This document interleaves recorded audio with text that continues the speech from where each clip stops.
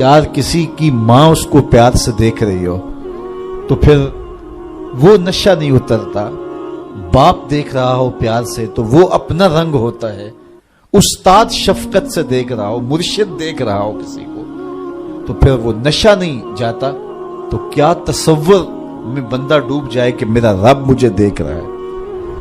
तो जब रब शफकत से मोहब्बत से बंदे को देख रहा है तो फिर उसकी नमाज में क्यों लज्जत पैदा नहीं होगी, क्यों सुरूर पैदा नहीं होगा, क्यों कैफियत का जहां आबाद नहीं होगा। तो फरमाया कि वो फिर खुशू करते हैं, गिड़गड़ाते हैं, रोते हैं, इज्जो इनकिसारी करते हैं। उनकी नमाजें फिर किस इन्हिमाक के साथ, किस मोहब्बत के साथ, किस प्यार के साथ अदा होती है, उनके सजदों की कैफियत क्या होती है। एक रिवायत में आता है बंदे को पता चल जाए सजदे में जो उस पर रहमतें उतरती हैं तो वो सजदे से सर ही ना उठाए, इतनी रहमतें उसके ऊपर नाजिल हो रही होती।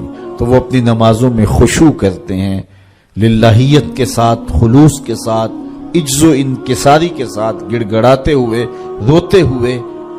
अल्लाह अकबर। हुजूर अलैहिस्सलातु वस्सलाम जब नमाज पढ़ते थे तो ऐसे लगता था जिस तरह हुजूर के सीने में हंडिया पक रही है। इस तरह हुजूर अलैहिस्सलातु वस्सलाम का जो सीना अत्थर खौफ खुदा से, खशियत इलाही से जो है वो इस तरह हुजूर के सीने की कैफियत थी, हंडिया के उबलने की जिस तरह आवाज होती है। अल्लाह अकबर। वल्लज़ीना हुम अनिल लग़्व मुरिदून। और उन खुश नसीब लोगों की कहानी यह है कि बेहुदा बात की तरफ इल्तिफात नहीं करते, उनकी जिंदगी मकसदियत के नूर से माला माल होती है। ये बात की, उधर की उड़ा दी, चाय वाले खोखे पे बैठे 3 घंटे गुजार दिए, हमाम पे बैठे 2 घंटे गुजार दिए, फजूलियात पे बहस करते रहे। उनकी जिंदगी इतनी फजूल होती है कि वो बेहुदा कामों पे वक्त लगा दें। वक्त तो सबसे कीमती असासा है, कीमती असासा, सबसे कीमती कमाई। इंसान यूं तो नहीं उड़ाता, तो सबसे कीमती असासा जो हमें दिया गया वो वक्त। इमाम शाफी फरमाते हैं मैंने फकीरों से 2 बातें ऐसी सीखी हैं जिन्होंने मुझे बड़ा नफा दिया। चूंकि जो अहलुल्लाह की बातें होती हैं वो बातों की इमाम होती हैं, क्योंकि उनके मुशाहदात का निचोड़ होता है। हजरत इमाम अहमद बिन हम्बल हजरत बिशर हाफी के पीछे दौड़ते थे तो किसी ने उनको कहा कि आप इतने बड़े आलिम हैं तो इस फकीर से क्या तलाश करते हैं। तो इमाम अहमद बिन हम्बल फरमाने लगे कि अहमद बिन हम्बल जिस रब को मानता है बिशर हाफी उस रब को जानता भी है। तो इनसे बड़ी बातें मिलती हैं हमें। तो कहा फकीरों की 2 बातों ने मुझे बड़ा ही फायदा दिया। उनमें से एक बात ये, अल वक्तो सैफुन कातिउन, वक्त काट देने वाली तलवार है। अगर वक्त को तुम नहीं काटोगे तो वक्त तुम्हें काट देगा। कहा इस बात ने मुझे बड़ा नफा दिया और मेरा वक्त बचाया, वरना हमारा कितना वक्त बर्बाद हो जाता है। किसने कितने स्कोर किए जी, किसने कितने जो है वो आउट किए, और कौन किस मैच में कितने जो है उसने स्कोर बनाए, इस पे मैंने देखा 2-2 घंटे लोग बात कर लेते हैं। इतना वक्त लोगों के पास होता है। मकसद क्या है इसका, मुद्दा क्या है। टेलीविजन पे टॉक शो चल रहे होते हैं ऐसे मौजूआत पे, तो हैरत होती है कि इतना कीमती वक्त और हम बहसियत कौम खड़े कहां इस वक्त दुनिया में, और हमारे पास इतना जायद वक्त है कि हम किन उमूर पे बहस कर रहे हैं। कोई बंदा बाहर से आया ना तो उसने देखा कि फाटक बंद है और लोग साइकिल सर पे उठा के और मोटरसाइकिल भी जो है वो किसी तरह से घसीट के जो है वो रेलवे लाइन अबूर कर रहे हैं। तो वो बड़ा मुतासिर हुआ कि इतनी जिम्मेदार कौम है कि जो गाड़ी के आने का इंतजार भी नहीं करती और इनको अपने मकसद पर जाने के लिए, काम पर जाने के लिए इस कदर इनको जल्दी है कि ये साइकिल भी सड़क पे उठा के सड़क अबूर कर रहे हैं। तो खैर जब फाटक खुला तो वो गया तो देखा आगे बंदरिया का तमाशा लगा था, 600 आदमी वहां खड़ा था। उसने कहा अच्छा इसकी जल्दी थी सबको। तो हमारा तो कितना वक्त बंदरिया के तमाशे को देखते हुए गुजर जाता है, जब हम बहसियत कौम दुनिया में कहां खड़े हैं। तो हमें तो अपने एक एक लम्हे की कदर करनी चाहिए। کاروباری لوگوں کو بھی آگے بڑھنا چاہیے، علماء کو بھی اپنے وقت کی قدر کرنی چاہیے، عوام کو بھی کرنی چاہیے۔ ہمارے علماء کا بھی حال ایسے ہی ہے، ایسے موضوعات پہ گفتگو کرتے ہیں جو نہ قوم کی ضرورت ہوتی ہے اور نہ ان کی ضرورت ہوتی ہے، لیکن بس وقت ہے کہ ان کے پاس اتنا ہے کہ 3 گھنٹے ایسے موضوعات پہ بات کر جاتے ہیں کہ جس کی قوم کو کس طرح سے ضرورت بھی نہیں ہوتی ہے۔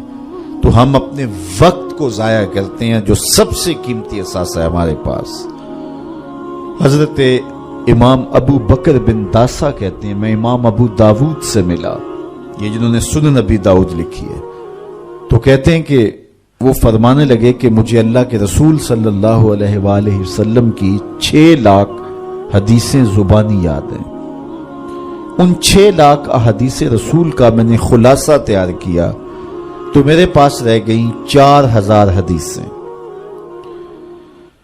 پھر میں نے زہد، مناقب، فضائل، قصص اور پچھلی امتوں کے تذکروں پر مشتمل حدیثوں کو الگ کر دیا۔ جن احادیث سے صرف مسائل شرعیہ کا استنباط و استخراج کیا جا سکتا تھا میں نے ان کو الگ کیا تو میرے پاس رہ گئیں 800 حدیثیں۔ ان 800 احادیث سے ہی پورے دین کو سمجھا جا سکتا ہے۔ جس طرح کہ قرآن مجید کی آیات میں سے 500 آیات ایسی ہیں جن سے احکام شرعیہ ثابت ہوتے ہیں، باقی کچھ پچھلی امتوں کے تذکرے ہیں، کچھ تنذیر ہے، جہنم سے ڈرایا گیا ہے، تحذیر ہے، اور کچھ تبشیر ہے، جنت کا بتایا گیا ہے، اس کے نقشے بیان کیے گئے ہیں، پچھلی قوموں پر آنے والے عذاب، ان کے اسباب بیان کیے گئے ہیں، اور بہت ساری چیزیں بیان کی گئی، لیکن جن سے احکام ثابت ہوتے ہیں ان کی تعداد، ان آیات کی، آیات الاحکام جو ہیں ان کی تعداد 500 ہے۔ اسی طرح لاکھوں احادیث کا خلاصہ جو تیار کیا تو جن احادیث سے احکام کا ثبوت ہوتا ہے اور مسائل شرعیہ کا استنباط و استخراج کیا جاتا ہے ان کی تعداد ہے 800۔ تو حضرت امام ابو داؤد کہتے ہیں میں ان 800 احادیث کا ایک اور خلاصہ تیار کیا تو میرے پاس رہ گئی 4 حدیثیں، اور ان 4 حدیثوں کے بارے وہ فرماتے ہیں اساس الاسلام ہے، اسلام کی جڑ ہیں، اسلام کی بنیاد ہیں۔ ان میں سے ایک حدیث یہ ہے من حسن اسلام المرء ترکہ ما لا یعنی ہے، کسی شخص کے اسلام کا حسن یہ ہے کہ وہ ہر بے مقصد کام کو چھوڑ دیتا ہے، ترک کر دیتا ہے۔ تو جب بے مقصد کاموں کو ہم چھوڑ دیں گے تو ہمارے پاس پھر وقت کا مصرف بڑا خوبصورت ہوگا، لیکن ہمارا کتنا وقت بے مقصد کاموں میں گزرتا ہے۔ میرے ایک دوست کہتے ہیں یہ جو ہم موبائل سنتے ہیں اس میں ہور سناؤ نکال دیں تو کتنا وقت بچ جاتا ہے۔ بات تو 1-آدھے منٹ کی ہوتی ہے، وہ کہتے ہیں ہور سنا تو کتنا وقت اس میں ہمارا برباد ہو جاتا ہے۔ تو ہم اپنے وقت کی قدر کریں، ایک ایک لمحے کی قدر کریں۔ جو قومیں اپنے وقت کو بچاتی ہیں، وقت کی قدر کرتی ہیں، وہی سرخرو اور سربلند ہوتی ہیں۔ پھر لغو کاموں سے اپنے آپ کو بچایا جائے۔ یہ ان لوگوں کی کہانی بیان کی جا رہی ہے جو فالح ہیں، کامیاب ہیں، جن کی دنیا بھی بہتر ہے، جن کی آخرت بھی بہتر ہے۔ قرآن نے پورا نصاب دیا ہے۔ یہ سورہ مومنین کی ابتدائی 11 آیات ذرا ان کو ملاحظہ کیجئے۔ کامیاب شخص جو دنیا اور آخرت دونوں میں فالح اور کامیاب ہے، اس کی صفات کیا ہیں، ان کو ہم اختیار کر لیں۔ یہ اتنی بڑی باتیں ہیں کہ ہماری زندگی کو نور دینے کے لیے یہ باتیں کافی ہیں، چونکہ یہ ہمارے رب نے ہماری رہنمائی فرمائی ہے۔ والذین هم عن اللغو معرضون، وہ لغویات سے اپنے آپ کو بچاتے ہیں اور محفوظ رہتے ہیں لغویات سے، اور بیہودہ باتوں کی طرف التفات نہیں کرتے، توجہ نہیں کرتے۔ والذین هم للزکاۃ فاعلون، اور وہ زکوٰۃ ادا کرتے ہیں۔ چونکہ زکوٰۃ ادا کرنے سے حب دولت کم ہوتی ہے۔ اقبال نے بھی کہا تھا حب دولت تلف می سازت زکوٰۃ، زکوٰۃ حب دولت کو کم کرتی ہے۔ جب انسان زکوٰۃ بھی نہیں دیتا اپنے مال سے تو اس کے دل میں دنیا کی محبت، دولت کی محبت چمٹ جاتی ہے جو اس کا چین چھین لیتی ہے، اور اگر زکوٰۃ دیتا ہے تو پھر حب دولت کم ہوتی ہے۔ اور اگر وہ راہ خدا میں مزید صدقات دیتا ہے، خیرات کرتا ہے، تو پھر دولت کی آزمائشوں سے اور دولت کے ساتھ جو فتنے آتے ہیں ان سے وہ بچ جاتا ہے۔ دولت جب آتی ہے تو اپنے ساتھ بہت سارے فتنے لے کر آتے ہیں، تو وہ فتنوں سے بچنے کے لیے صدقات کثرت کے ساتھ دیے جائیں، دولت راہ خدا میں خرچ کی جائے، تو پھر فتنوں سے بھی بچے گا اور گناہوں کا کفارہ بھی بنے گی۔ تو وہ زکوٰۃ دیتے ہیں، اور یہ بات ذہن میں رکھیں، زکوٰۃ دینے سے یا صدقہ دینے سے دولت کم نہیں ہوتی۔